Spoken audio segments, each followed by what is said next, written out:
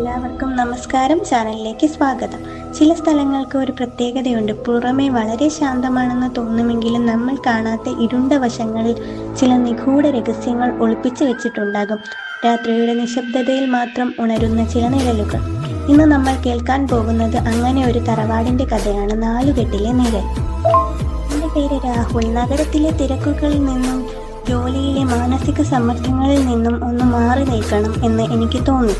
സമാധാനമായി ഇരുന്ന് ഒരു നോവൽ എഴുതാൻ വേണ്ടിയാണ് ഞാൻ ഗ്രാമത്തിലെ ഒരു പഴയ നാലുകെട്ട് തറവാട് കുറഞ്ഞ പൈസയ്ക്ക് വാടകയ്ക്ക് എടുത്തത്. പക്ഷെ അത് ഒരു വലിയ കെണിയാണെന്ന് ആ സമയത്ത് ഞാൻ അറിഞ്ഞിരുന്നില്ല. നാലുകെട്ടിലെ നിഴൽ ഭാഗം 1 ഇൻട്രോയ്ക്ക് ശേഷം കഥ തുടരുന്നു. ആ വലിയ തറവാട്ടിലേക്ക് ഞാൻ താമസം മാറിയ ആദ്യ ദിവസം വളരെ മനോഹരമായിരുന്നു. നല്ല പച്ചപ്പും കുളിർമയുമുള്ള ഗ്രാമം. പകൽ സമയത്ത് ആ നാലുകെട്ടിന്റെ മുറ്റത്തിരിക്കുമ്പോൾ മനസ്സിൽ ഒരു പ്രത്യേക സമാധാനമായിരുന്നു. നോവൽ എഴുതാൻ പറ്റിയ സ്ഥലം തന്നെയെന്ന് ഞാൻ ഉറപ്പിച്ചു. സൂര്യ അസ്തമിച്ച് ഇരുട്ട് വീണതോടെ ആ സ്ഥലത്തിന്റെ ഭാവം മാറി. കൃത്യം 12 മണിയായപ്പോൾ പെട്ടെന്ന് കറണ്ട് പോയി. ചുറ്റും ഘനമുള്ള നിശബ്ദത മാത്രം. പശ്ചാത്തലത്തിൽ ചീവീടുകളുടെ ഭയപ്പെടുത്തുന്ന ശബ്ദം കൂടി വന്നു. ഞാൻ അകത്തുനിന്ന് മെഴുകുതിരി എടുത്ത് കത്തിച്ചു. പെട്ടെന്ന് മുകളിലത്തെ നിലയിൽ നിന്ന് ആ ശബ്ദം കേട്ടത്. ഠക് ഠക് ഠക്. ആരോ മുകളിലൂടെ നടന്നു നീങ്ങുന്ന ശബ്ദം. ആ തറവാട്ടിൽ ഞാൻ മാത്രമാണ് ഉള്ളതെന്ന് എനിക്ക് ഉറപ്പായിരുന്നു. പക്ഷെ ആരാണ് മുകളിൽ? പതുക്കെ മെഴുകുതിരി വെളിച്ചത്തിൽ ഞാൻ മുകളിലത്തെ നിലയിലുള്ള മരത്തിന്റെ ഗോവണി കയറി.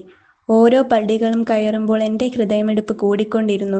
മുകളിലെത്തിയ ഞാൻ ചുറ്റും നോക്കി. അവിടെ ആരുമുണ്ടായിരുന്നില്ല. ഒരു പഴയ മുറിയുടെ വാതിലിനടുത്ത് നിന്ന് എന്തോ തിളങ്ങുന്നത് എൻ്റെ ശ്രദ്ധയിൽപ്പെട്ടു.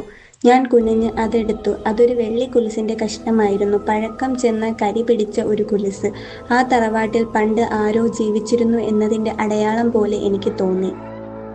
മനസ്സിന് വല്ലാതെ ഭയം വിഴുങ്ങിയതുകൊണ്ട് ഞാൻ വേഗം താഴത്തെ എൻ്റെ മുറിയിലേക്ക് വന്ന് കതകടച്ച് കിടന്നു. പക്ഷേ വിചാരിച്ചതുപോലെ എനിക്ക് ഉറങ്ങാൻ കഴിഞ്ഞില്ല. ജനലിന് പുറത്ത് കനത്ത കാറ്റും മിന്നലും തുടങ്ങി. പെട്ടെന്ന് കാറ്റിൻ്റെ ശക്തിയിൽ എൻ്റെ മുറിയുടെ ജനൽപ്പാളികൾ ടപ്പേ എന്ന് വലിയ ശബ്ദത്തോടെ തുറന്നു. ഞാൻ ഞെട്ടി എഴുന്നേറ്റു. ജനൽ അടയ്ക്കാനായി ഞാൻ മുന്നോട്ട് നടന്നു. പുറത്തേക്ക് നോക്കിയ ഞാൻ കണ്ട ആ കാഴ്ച എൻ്റെ ശരീരത്തിൽ ചോര മുഴുവൻ മരവിപ്പിച്ചു കളഞ്ഞു.